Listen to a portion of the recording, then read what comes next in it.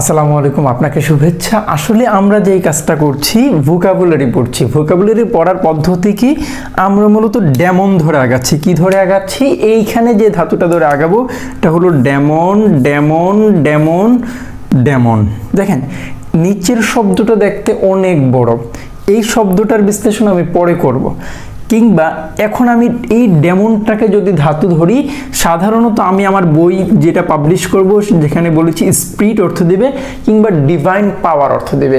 অর্থ হচ্ছে আধুনিক ইংরেজিতে বলা হয়েছে যে সাধারণত বুঝে নেওয়া যায় অশুভ শক্তিকে বোঝায় এই ডেমন দ্বারা। ডেমন দ্বারা কি বোঝায়? অশুভ শক্তিকে বোঝায়। অশুভ শক্তি বলতে আমরা শয়তানকে লিখতে পারি, যে ডেমন মানে শয়তান। এখন আসি ডেমোনিয়াক। এখন এই ডেমোনিয়াক মানে আমাদের অভিধানে যে জিনিসটা লিখেছে এটা হলো পৈশাচিক। এখন এই পৈশাচিকের আবার এই শব্দটি আবার ব্যাখ্যার দাবি রাখে। এটা বাংলা ক্লাস হইলে এই পৈশাচিক শব্দটি ব্যাখ্যা করতাম।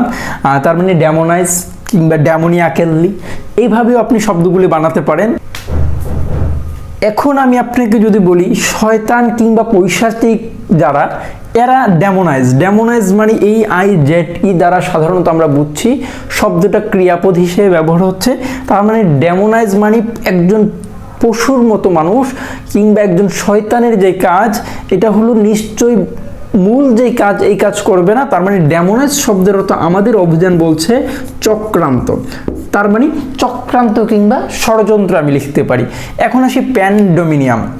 দেখেন আমি এই প্যান শব্দটা নিয়ে একটা ভিডিও বানাবো, এই শব্দাংশটা নিয়ে। যেমন পেনিনসুলা, পেনিনসুলা। এখন এই পেনিনসুলা বললে আপনি বলবেন পেন মানে কি জানি না, ইনসুলা থেকে ইনসুলিন। আমি মূলত আজকে আপনাকে একটা টুপ দিলাম যে আপনি পি সিরিয়ালের ভিডিওটা যেন দেখেন। মূলত আমি আজকে পেন নিয়ে যেটা বলবো, পেন থাকলে সাধারণত বুঝবেন অল অর্থ দে। কি অর্থ দে? অল অর্থ দে। অথবা আপনি বুঝবেন প্রায় অর্থ দে। আচ্ছা এখন আসি ডেমন থাকলে আমরা বলছি শয়তান অর্থ দিবে, তার মানে পৈশাচিক অর্থ দিবে কিংবা অশুভ শক্তি বুঝাবে। এখন পেন মানে কি? অল। পেন মানে কি? প্রায়।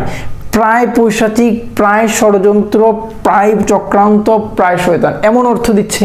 এখন আমাদের বাংলা একাডেমির যে অভিধানে প্যান্ডেমোনিয়াম শব্দটির অর্থ লিখেছে মহামারীর স্থান, মহামারী কিংবা বিশৃঙ্খলার স্থান। আপনি এভাবে চিন্তা করে দেখেন, বিশৃঙ্খলার স্থান তার মানে আপনার বিশৃঙ্খলা কিংবা মহামারী এই জিনিসগুলির সাথে শয়তানের কি পরিমাণ সম্পর্ক কিংবা অশুভ শক্তির কি পরিমাণ সম্পর্ক, এভাবে চিন্তা করলে আপনি প্যান্ডেমোনিয়াম শব্দটি বুঝতে পারেন। তার মানে আমরা মূলত আগাচ্ছিলাম ডেমন ধরে, ডেমন ধরে আগাচ্ছি। ডেমন ধরে আগাই আমরা অনেক দূর পর্যন্ত গিয়েছি। চ্যানেলটিতে সাবস্ক্রাইব করলে সুবিধা হলো, পরের ভিডিওটি আপনার কাছে তাড়াতাড়ি আসবে। Like, comment, and subscribe.